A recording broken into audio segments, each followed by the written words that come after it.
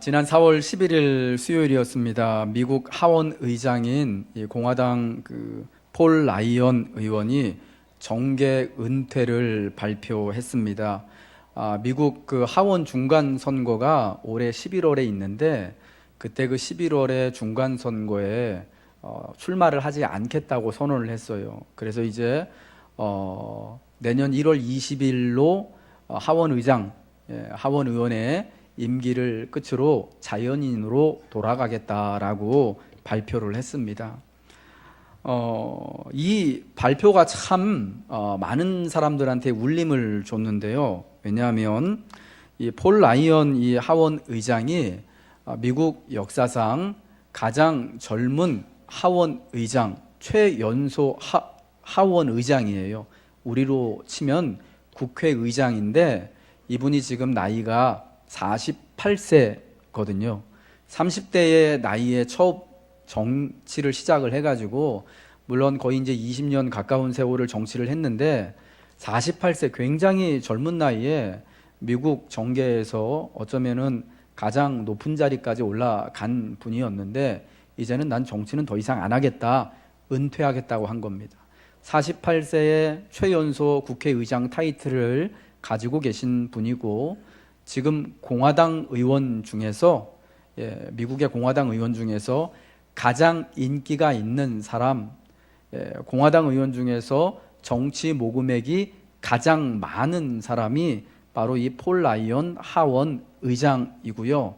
아마도 트럼프 대통령 다음으로 공화당의 이제 대권 주자, 미국의 차기 유력한 대통령 후보로서 가장 인기 있고 유력했던 분이 바로 이 폴 라이언 하원 의장이었습니다.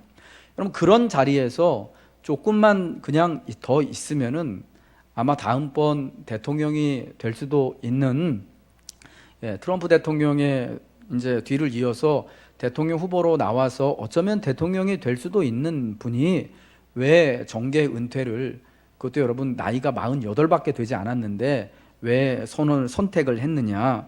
그것은 바로 자기 가족들 때문이었다라고 이야기를 합니다.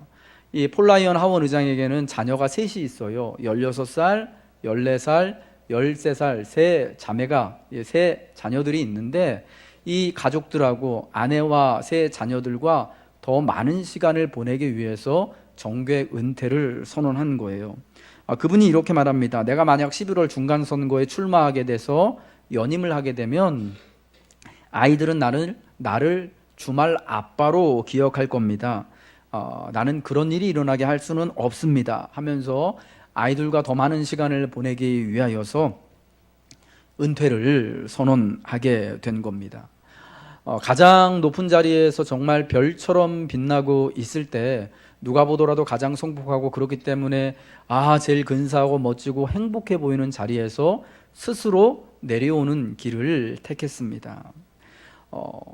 자신이 있어야 할 곳을 지금 잘 알고 있기 때문에 내가 있어야 할 곳이 저 워싱턴 국회의사당 앞에 맨 앞자리가 아니라 바로 우리 아이들 가족 곁이다라는 것을 알았기 때문입니다. 저는 그래서 그분이 사실은 굉장히 행복한 결단, 아주 기쁜 결정을 했다라는 생각이 듭니다. 내가 있어야 할 곳을 아는 사람, 자신이 있어야 할 곳을 알고 그 자리에 있는 사람은 참 행복한 사람입니다. 행복은 우리가 무슨 꼭 일을 해야만, 우리가 꼭 무슨 어떤 대단한 일을 해서 성공해야만, 그래서 참 사람들이 볼 때 존경할 만한 자리에 가야만 행복을 누리고 기쁠 수 있는 것이 아닙니다. 지금 비록 사람들이 볼 때 어리석어 보이는 자리에 있을지라도, 근사해 보이지 않는 곳에 있을지라도 내가 누구와 함께하고 있느냐, 내가 정말 사랑하는 자녀들과 함께하느냐, 내가 정말 내가 기뻐하는 사람들과 함께하느냐에 따라서, 내가 어디 있느냐에 따라서 행복이 달려 있다라는 것입니다. 여러분, 내가 나를 기뻐하는 사람들과 함께할 때, 또 내가 있어야 할 곳에 있을 때 우리에게 주어진 기쁨은 쇠하지 않게 되는 것입니다. 기쁨은 사라지지 않게 되는 것입니다. 요한복음 3장 22절부터 30절의 말씀은 예수님과 세례 요한의 관계에 대한 의미 있는 역사적 그리고 신학적인 사고를 보여주고 있습니다. 예수님과 세례 요한은 사람들에게 세례를 베풀고 제자를 불러 모으는 일에 경쟁적인 관계에 놓이게 되었습니다. 예수님과 세례 요한이 서로를 경쟁 관계로 보고 사역했다라는 것이 아니라 세례를 베풀고 제자들을 가르치는 일을 보고 사람들이 그렇게 생각했다라는 거예요. 그리고 오늘 본문에 보니까 요한의 제자들이 예수님을 경쟁자로, 예수님과 예수님의 제자들을 세례를 베풀고 가르치는 사역에 있어서 경쟁자로 여기고 있었다라는 겁니다. 점점 많은 사람들이 세례 요한이 아니라 예수님에게로 세례를 받으러 가고 예수님의 말씀을 듣고 그분의 제자가 되어 가는 것이었습니다. 여러분, 처음 세례 요한이 신약의 시대에 그 주후 1세기에 등장하였을 때 굉장히 많은 유대 사람들이 세례 요한에게 기대를 걸고 요단강에서 회개의 세례를 베푸는 요한에게 나아갔습니다. 그러면서 그가 하나님이 우리에게 마침내 보내주신 선지자, 그분이 아닌가 하는 기대를 갖게 됐죠. 세례 요한은 말라기 이후로 400년 만에 드디어 마침내 등장한 하나님의 선지자였습니다. 구약시대부터 이스라엘 백성들은요, 하나님의 사자가 임하여서 그들에게 하나님의 말씀을 선포하여 주시기를 간절히 사모하고 있었습니다. 그런데 말라기 선지자 이후로 400년 이상 선지자가 없었습니다. 하나님의 말씀이 하나님의 백성들에게 전달이 안 되다가 마침내 세례 요한이 등장하면서 하나님의 말씀이, 하나님의 선지자가 말씀을 선포하기 시작한 겁니다. 여러분, 그 사실 하나만으로 굉장히 많은 유대 사람들이요, 그들이 빈부 귀천을 막론하고 가난하건 부하건 무슨 굉장히 높은 정치적인 자리에 있던 그렇지 않던 간에 세례를 받기 위해서, 요한을 만나기 위해서 막 그 요단강으로 나온 거예요. 그래서 초기에는 많은 사람들이 세례자 요한을 혹시 선지자로, 그러니까 선지자로 이해를 하고, 혹시 그 이사야 선지자가 말한 그분이 아닌가, 메시아가 아닌가, 그리스도인가 아닌가 하는 여러분 그런 기대를 갖고 있었습니다. 그런데 세례 요한이 말한 것처럼 나는 당신들이 생각하는 그분이 아니라 그분에 앞서서 그분의 길을 예비하는 사람입니다 라고 이야기를 하죠. 여러분, 그러면서 점점 사람들의 마음이요 이제 어떻게 되냐면요, 세례 요한에 뒤이어 등장한 세례 요한에게 세례를 받고 공생의 사역을 시작하신 예수님께로 사람들이 몰려가기 시작한 겁니다. 여러분, 그 당시에 이제 그 상황을 생각해 보면 좀 이해가 됩니다. 여러분, 처음에 세례 요한이 등장했을 때 선지자와 같은 모습이었기 때문에 400년 만에 등장한 하나님의 사람에 대하여서 사람들이요 열광하고 굉장히 기뻐했을 거예요. 그런데 여러분, 옛적 구약 시대의 선지자들은요, 백성들에게 어떤 존재였냐면요, 인기가 하나도 없는 사람들이었습니다. 왜냐하면 맨날 니네 회개해야 된다, 하나님의 임박한 진노가 있다, 심판이 있다, 이딴 식으로 살면은 너네 큰일 난다, 빨리 회개해라. 이게 여러분 이사야나 예레미야나 에스겔 선지자가 전한 내용, 선지자들이 선포한 내용이었거든요. 여러분, 그래서 그 당시에 당대의 선지자들은요, 구약의 선지자들은 백성들한테 인기가 하나도 없었어요. 심지어 예레미야와 같은 선지자는 그 하나님의 말씀을, 바른 말을 전한다고 해서 살해 위협까지 받았던 그런 경험이 있습니다. 여러분, 그래서 우리가 지금 오늘 성경으로 보고 있는 구약 성경에 이사야서나 예레미야나 에스겔서와 같은 이런 이 예언서 말씀들 있잖아요. 이게 그 당시에 각각의 선지자들이 선포한 하나님의 말씀, 설교 말씀이었는데 그 당시에는 인기가 하나도 없었던 설교였다라는 거예요. 안 들었던 말씀인데 그게 세월이 지나면서 하나님이 오히려 그 하나님께서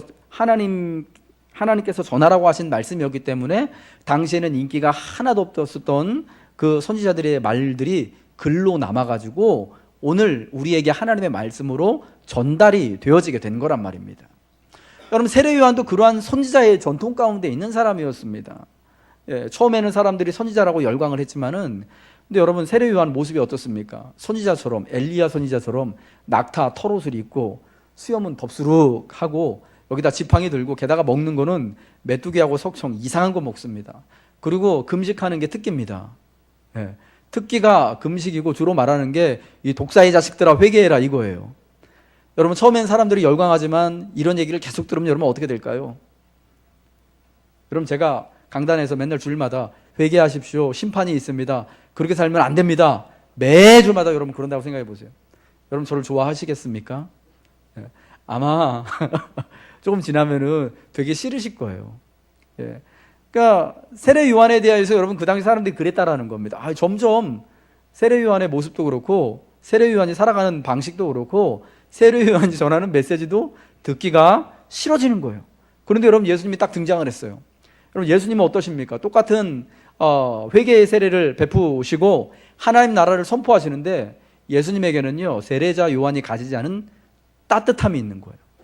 똑같이 회개를 말씀하시고 천국을 선포하시는데 여러분 예수님은요 죄인들, 그 당시에 죄인들이었던 세리와 같은 사람들, 창기와 같은 사람들, 그 당시에 이 정결법에 의해서 그 유대 공동체로부터 외면을 당했던 문둥병자들, 여러 가지 질병 환자들, 이런 사람들까지 다 예수님이 품으시고 웰컴하시잖아요. 그들과 함께 잔치를 베푸시잖아요. 같이 먹고 마시고 즐거워하시며 위로하시고 회복시켜 주시고 때로는 정말 귀신 들린 그 더러운 사람들조차도 품으시고 치료해 주시잖아요. 그러면 많은 이 세례자 요한에 비해서 예수님은요 너무 좋으신 분이에요. 너무 따뜻해 보이고 거기 가면 정말 위로를 받을 것 같고 힘을 얻을 것 같아요. 여러분 그러니까 많은 사람들이요 예수님을 향해서 예수님께로 예수님의 복음을 듣기 위하여서 치료를 받기 위하여서 위로받기 위하여서 굉장히 많은 사람들, 당대에 여러분 진짜 거룩하지 못했던 사람들, 불경건한 사람들, 정결하고는 거리가 멀었던 대다수의 유대인들이 예수님께로 찾아가게 된 겁니다. 여러분 요한은 이러한 상황에 대해서 어떤 심정이었을까요? 요즘 사역자들이 그렇게 하는 것처럼 나도 저 사람 하는 걸 좀 보고 배워가지고 나도 저런 똑같이 한번 사역해볼까? 여러분 저는 이런 마음이 들지 않았을까? 그러니까 이건 완전히 이제 지금 식으로 이제 해석을 하는 거죠. 그런데 요한이 여러분 그러지 않았다라는 거예요. 점점 자신의 사역이 쇠하여지고 있습니다. 이걸 어떻게 받아들이고 있는가? 점점 자기의 인기가 시들어지고 점점 사람들의 관심이 세례 요한이 아니라 예수님께로 몰려가고 있는 것을 보면서 요한은요 이 모든 것이 하늘 아버지께서 허락하신 일임을 고백합니다. 그 27절 말씀이죠. 요한이 대답하여 이르되 만일 하늘에서 주신 바 아니면 사람이 아무것도 받을 수 없느니라. 나는 하늘에서 하나님이 나한테 허락해 주신 것이 임박한 회개 세례를 전하는 것, 그래서 백성들로 하여금 위로를 주시고 회복을 주시는 따뜻한 예수님의 사랑 가운데로 사람들을 이렇게 몰아가는 것, 이게 하나님이 나에게 주신 일이다. 그렇게 고백하고 있다라는 겁니다. 그러면서 예수를 증언하는 것이 자신의 사역임을 정의합니다. 현재 예수님이 흥하시고 자신은 쇠하여지는 것을 기쁨으로 여기며 받아들이고 있어요. 자신의 역할과 자신이 있어야 할 자리를 예수님과의 관계에 있어서 분명히 파악하고 있기 때문에 그 모든 상황에 대하여서 마음 불편하지 않고 경쟁하지 않고 오히려 기뻐하며 이게 다 하나님께로부터 받은 것임을 고백하는 것입니다. 언제나 예수님과의 관계에서 자신의 자리를 파악해야 합니다. 예수님과의 관계에서 내가 예수님과의 관계에서 예수님 곁에 예수님의 부르신 자리에 예수님을 위하여서 보조적인 역할을 하고 있는 것을 확인하고 있을 때에 우리는 참 행복과 기쁨을 누리게 되는 것입니다. 오늘 본문 말씀 28절과 29절 말씀을 함께 읽겠습니다. 시작. 내가 말한 바 나는 그리스도가 아니요 그의 앞에 보내심을 받은 자라고 한 것을 증언할 자는 너희니라. 신부를 취하는 자는 신랑이나 서서 신랑의 음성을 듣는 친구가 크게 기뻐하나니 나는 이러한 기쁨으로 충만하였노라. 요한은요 주인공이 자신이 아니라 예수님임을 안 거예요. 혼인잔치 자리의 주인공이 신랑이 주인공이지 신랑의 친구가 주인공이 아니거든요. 옛적의 유대 나라에서 결혼식이 열릴 때 어떻게 하냐면요, 한밤중에요 신부의 집으로 신랑이 혼인 행렬을 해서 옵니다. 그런데 그 시간이 언제가 될 줄 모르는 거예요. 자정이 될지 자정이 넘긴 시간이 될지 아무도 몰라요. 그래서 그 잔치 자리에 이제 신랑의 친구들과 하객들이 이렇게 몰려 있다가 저 멀리서 예상하지 않았던 시간에 신랑이 온다, 신랑의 음성이 들리면은 그때 이제 잔치에 막 기쁨이 막 시작되면서 진짜 그때부터 잔치가 시작되는 거예요. 여러분, 그때 제일 기뻐하는 사람은 누구냐면 마침내 오랜 시간 동안 기다렸던 그 신랑이 온다라고 신랑의 옴을 기다리고 있었던 신랑의 친구들, 그 결혼에 들러리라 그러죠. 들러리들이 기뻐하고 신랑을 나가서 맞이하게 되는 거예요. 요한은요, 자기는요 하나님 나라 혼인 잔치에서 예수님이 신랑이시고, 그러니까 예수님이 주인공이고, 자기는 신랑의 친구로서 예수님의 오심, 예수님의 곁에서 예수님의 오심을 기뻐하고 예수님이 주인공이 되시는 그 혼인 잔치 자리를 신랑의 친구로서 참석하고 기뻐한다라는 것을 말하고 있습니다. 언제나 예수님이 잔치의 주인이시다라는 거예요. 언제나 예수님이 중심이다라는 거예요. 우리는 그 잔치 자리에 함께 참여하는 친구로서 동행한다라는 것이죠. 여러분, 이 땅에 우리는 다 주인공병이 걸려 있잖아요. 조용필병 걸려 있잖아요. 솔직히 말해서 다 사람들이 그런 거 있거든요. 다 내 인생의 주인공이, 내가 하는 일의 주인공, 내가 되길 원하고, 내가 스포트라이트를 받길 원하고, 내가 인정받길 원하고, 내가 많은 사람들에게 사랑과 존경을 받기를 원하고. 여러분, 그 가운데 참 행복과 성공과 성공과 기쁨이 있다고들 여기고 있습니다. 그러나 여러분, 신랑의 친구로서도 성경은요 분명한 그 기쁨을 누릴 수 있고, 중요한 것은 친구로서 잔치자리에 혹은 신부로서 잔치자리에 참여할 수 있다. 그래서 참 그 기쁨을 신랑이신 예수님과 함께, 인생의 주인이신 예수님과 함께 온전하게 누릴 수 있다라는 것을 말씀하고 있는 겁니다.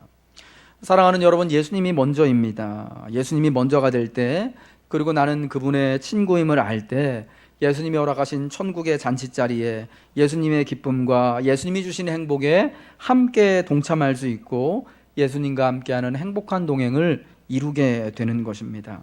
마태복음 16장 24절과 25절에서 예수님은요, 예수님을 따르는 가장 이상적인 제자의 모습을 보여주고 계십니다. 우리 한번 말씀을 읽도록 하겠습니다. 화면 한번 띄워주시기 바랍니다. 읽겠습니다. 시작. 이에 예수께서 제자들에게 이르시되 누구든지 나를 따라오려거든 자기를 부인하고 자기 십자가를 지고 나를 따를 것이니라. 누구든지 제 목숨을 구원하고자 하면 잃을 것이요 누구든지 나를 위하여 제 목숨을 잃으면 찾으리라. 예수님이 말씀하신 가장 이상적인 제자의 모습은 뭐냐? 자기를 부인하고 자기 십자가를 지고 예수님을 따르는 사람.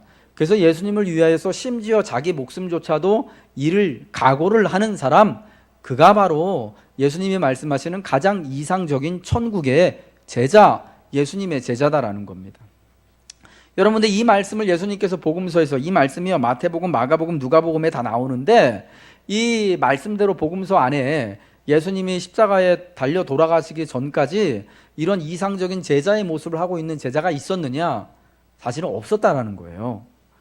시몬도 시몬 베드로도 이런 이상적인 제자가 그때까지는, 아직까지는 아니었습니다. 그러다가 예수님이 십자가에 달려서 돌아가시고 사흘 만에 부활하신 후에, 부활이 일어난 다음에서야 비로소 시몬도 요한도 나머지 12명의 제자들이 이런 이상적인 제자의 모습, 원래 예수님이 말씀하셨던 제자의 모습이 되었던 거죠. 지금 예수님이 이 말씀을 하실 그 복음서의 그 상황에서는요, 이상적인 제자의 모습과는 한참 멀리 떨어져 있는 사람들이에요. 자기 부인 안 되고 자기 십자가 지고 예수님 따라갈 준비가 조금도 안 돼 있습니다. 그런데 여러분, 예수님이요 이런 말씀을 어떻게 하셨을까요? 이런 제자의 모습이 없는데, 야, 내가 생각하는 이상적인 제자는 이런 사람이다 라고 하신 걸까요? 저는요 예수님이 이런 말씀을 하실 수 있는 모델이 있었다라고 생각합니다. 그 모델이 누구냐? 세례 요한이요 사실은 그런 이상적인 제자의 모델이었던 거예요. 여러분, 오늘 세례 요한이 어떻습니까? 예, 그가 예수님 앞서서 길을 예비하는 엘리야와 같은 선지자로서의 역할을 받고 사역을 시작하잖아요. 사람들이 물을 때 혹시 그분이 아닙니까? 메시아가 아닙니까? 라고 물을 때 나는 그분이 아니고 나는 그의 길을 예비하는 사자입니다. 나는 그분의 신발끈을 풀기도 묶기도 그 묶을 만큼의 능력도 안 되는 그런 사람입니다 라고 말하며 예수님의 길잡이 역할을 자처합니다. 그리고 오늘 본문에서는요, 예수님을 그리스도로 고백합니다. 하늘에서 주신 바 아니면 사람이 우리에게 아무것도 받을 수 없다 라고 하면서 나는 그가 바로 그리스도이다 라고 고백을 하면서요, 심지어 그는 흥하여야 하겠고 나는 쇠하여야 하리라 하면서 자기 자신을 여러분 부인하고 예수님을 지금 자기 십자가를 지고 따르는 모습까지 세례자 요한이 보여주지 않습니까? 여러분, 그래서 세례자 요한 나중에 어떻게 됩니까? 마침내 헤롯에게 미움을 받아서 그에게 목배임을 당하여 순교하는 자리까지 처하게 되는 거예요. 이러한 이상적인 제자의 모습을 세례 요한이 보여주었어요. 그리고 여러분, 세례 요한의 그러한 모습을 보고 예수님께서 누구든지 나를 따르려거든 자기를 부인하고 자기 십자가를 지고 나를 따를 것이니라. 누구든지 제 목숨을 구원하고자 하면 잃을 것이고 누구든지 나를 위하여 제 목숨을 잃으면 찾으리라. 여러분, 이 말씀을 사실은 세례자 요한, 그 요한의 사역을 보며 요한을 보면서 하신 말씀이었다라는 것입니다. 이상적인 제자, 예수님이 기뻐하시는 천국의 제자는요, 예수님을 위해 자신을 이 세상에서 잊혀지고 비록 쇠하여짐을 당하여도 기뻐하는 제자임을 말씀하고 있습니다. 여러분, 요한을 통하여서 우리도 이러한 제자의 모습을 갖추도록 해야 하는 것입니다.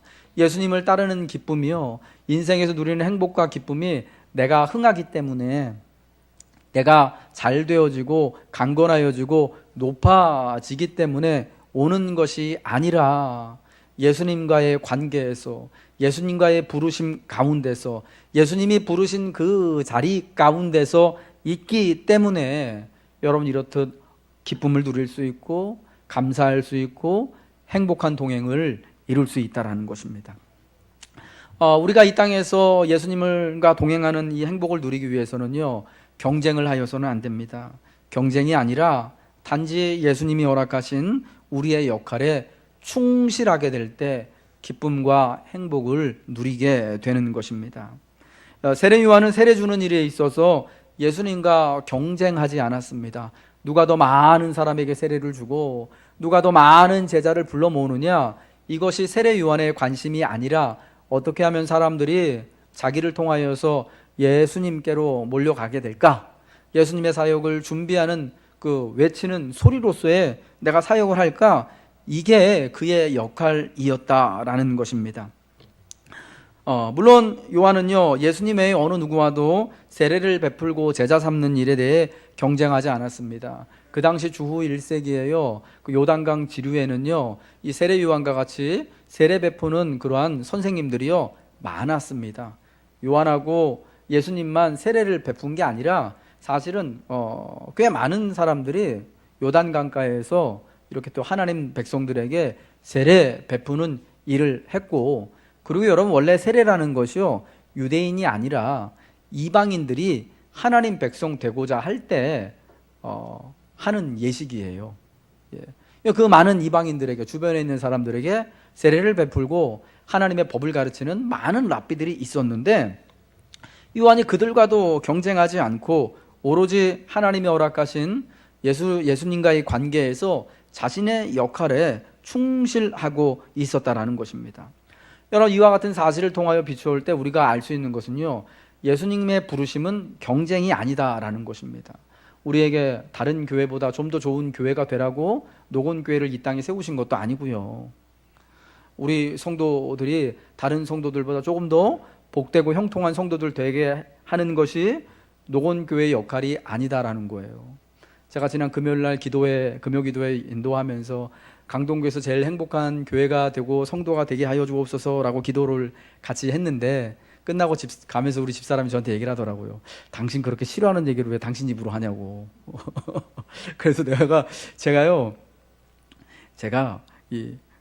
민망해가지고 저도 창피하니까 바로 얘기는 못하고 속으로 당신 말이 맞네 그냥 그러고 이제 아무 말도 안 하고 이제 집에 갔는데 하나님의 우리를 부르신 그 부르심이요, 이 땅에서 가장 좋은 교회를 이루어라. 다른 교회에 비해서, 다른 성도에 비해서 더 복된 성도가 되고 더 믿음이 충만한 성도가 되라. 여러분, 거기에 있는 것이 아니에요.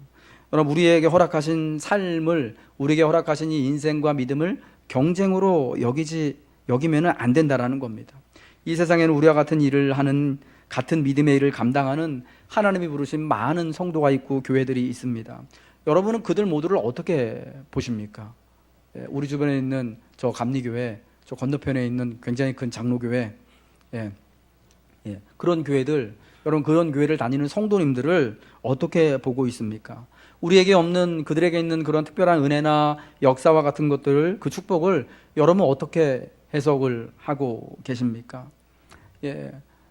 내가 없는 것을 가지고 또 이렇게 좀 대비해서 보거나 경쟁하고 의식하고 하면은, 여러분, 우리는 행복할 수 없고 예수님을 섬기는 데 있어서 기쁨을 누릴 수 없게 됩니다. 우리의 인생이, 우리의 삶이 불행해질 수밖에 없습니다. 불행은 자신을 항상 다른 누군가와 비교할 때 일어납니다.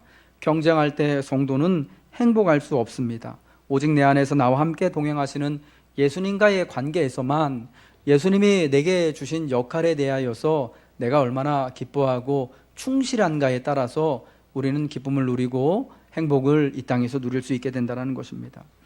특별히 저는 오늘날 성도들이요, 하나님이 맡겨주신 일들에 관하여서도 서로 경쟁 관계가 있다고 생각합니다. 자기의 일들에 관해서 어떤 게 경쟁이냐? 여러분, 교회에서 직분을 받아서 신앙의 일을 하는 것과, 그리고 또 세상에 나가서 여러분, 세상에서 여러분 일상의 일을 살아가는 것, 이 두 가지가요 같이 경쟁을 하고 있는 거예요. 여러분, 우리가 이 두 가지를 띄워놓고 생각하는 게 경쟁하는 거거든요.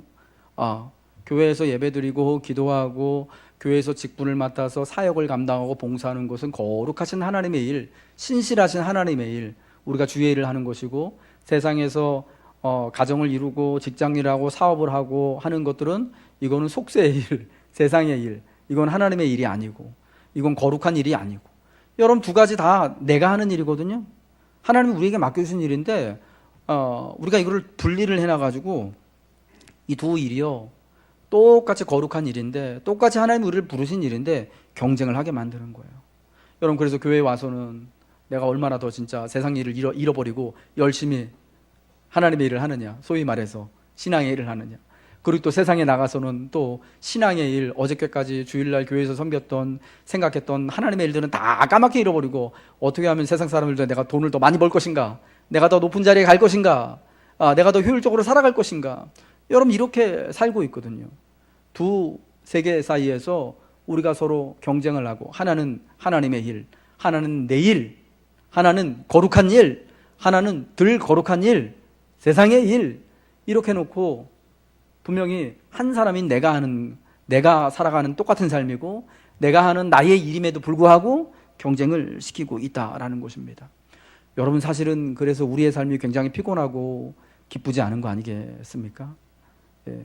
교회 와서 또 하나님의 일에만 집중해야 되는데, 여러분, 순간순간 때때로 어제 마무리 못 해놓고 온 직장의 일이 떠오르고 가정의 일이 떠오르고 힘들었던 그 삶의 일들 떠오르면 기뻐하지 못하잖아요.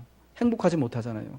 그러니까 막 교회를 섬기면서도 괴롭고 불행하고 빨리 돌아갈 생각만 하고, 반대로 또 여러분의 일상에서는 또 여러분 또 반대의 일이 일어나잖아요.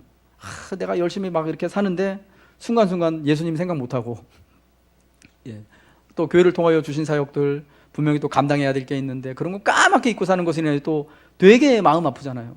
그래서 주일날 교회만 오면 하나님, 세상에서 일주일 동안 세상 일에 푹 파묻혀 살다가 예수님 다 까먹고 와가지고 다시 예수님 예배합니다, 용서해 주세요. 이게 여러분 우리의 모습이잖아요.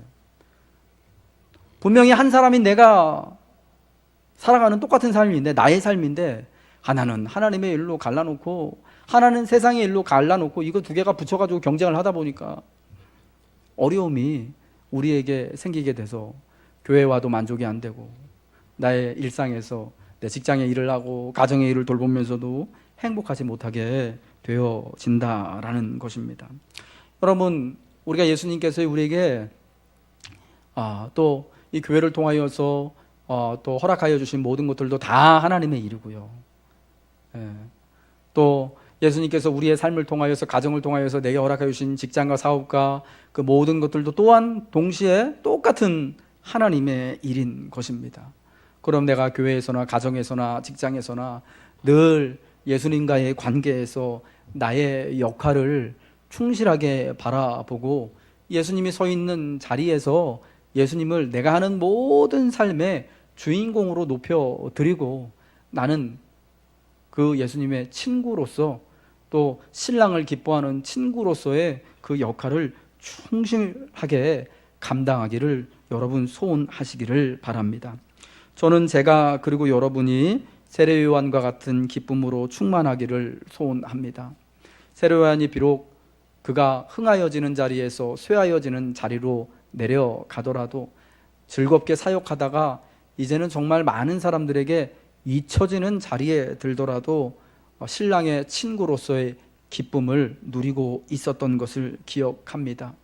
여러분, 이 기쁨은요, 우리가 언제든지 누릴 수 있는 것입니다. 쇠하여질 때도 기쁨과 행복을 누릴 수 있다면, 여러분 반대로 예수님과 함께 예수님이 승리할 때, 예수님이 영광을 받으실 때, 여러분 예수님께서 높아지실 때, 여러분 친구로서 우리가 그 예수님과 함께 높아지고 그 예수님과 함께 영광을 누리고 그 예수님과 함께 여러분 승리를 누리게 되지 않겠습니까?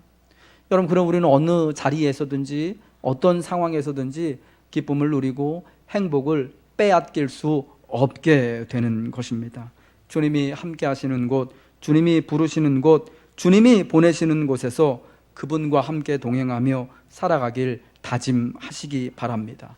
그리고 이 예수님과의 관계에서 내가 지금 서 있는 이 자리를 언제나 파악하시기 바랍니다.